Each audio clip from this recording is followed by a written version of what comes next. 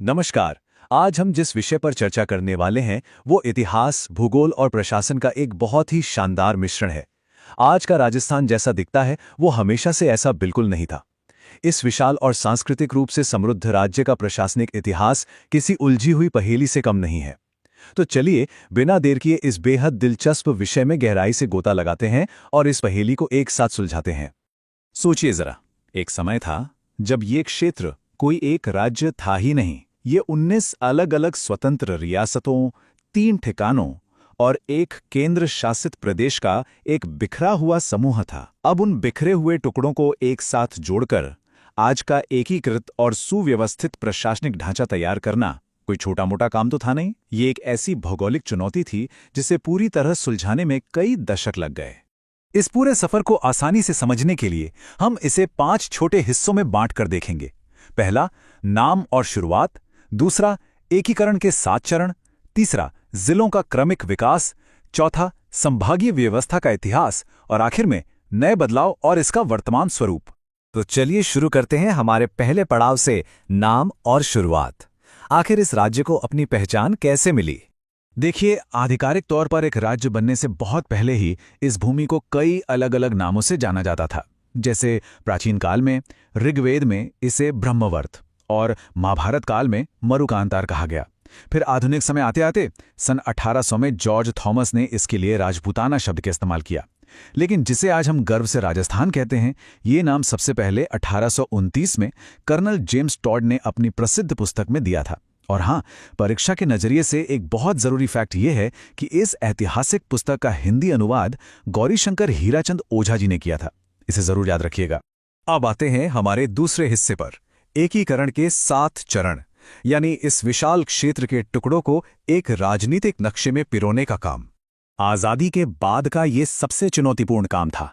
और अब ये आंकड़ा सुनिए, 8 साल, 7 महीने और 14 दिन।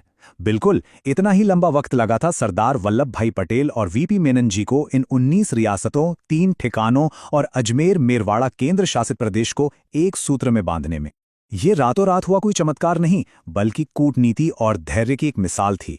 ये पूरा का पूरा प्रोसेस 7 अलग अलग चरणों में जाकर पूरा हुआ था। मार्च 1948 में मत्स्य संघ के बनने के साथ यात्रा शुरू हुई और आखिरकार 1 नवंबर 1956 को पुनर्गठित राजस्थान के साथ अपने अंतिम मुकाम पर पहुंची।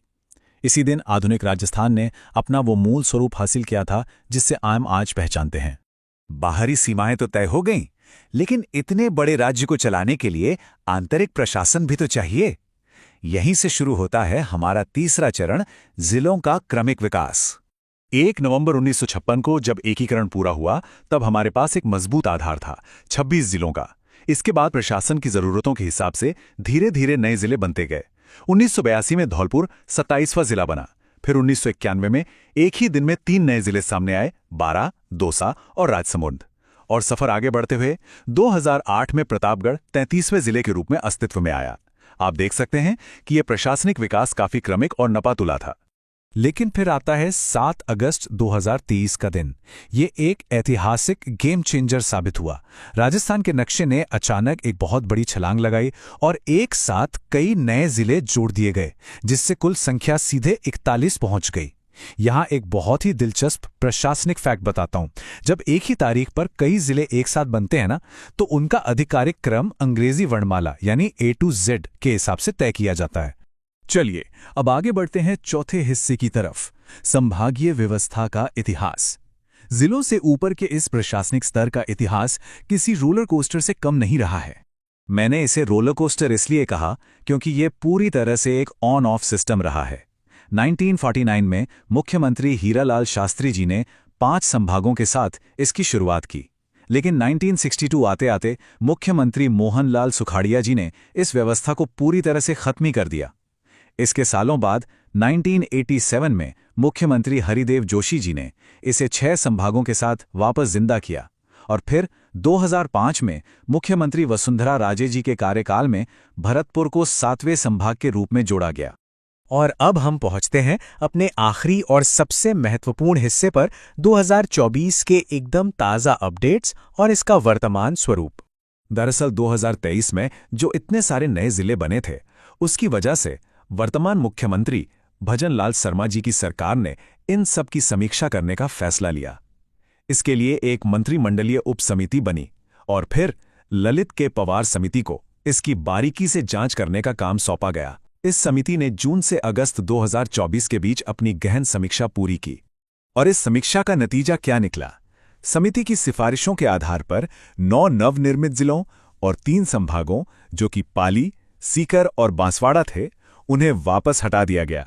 तो इन सभी ऐतिहासिक बदलावों, कमेटियों की रिपोर्ट और हालिया कटौतियों के बाद जो ढांचा हमारे सामने बचता है, वही राजस्थान का एकदम ताज़ा और फाइनल मानचित्र है।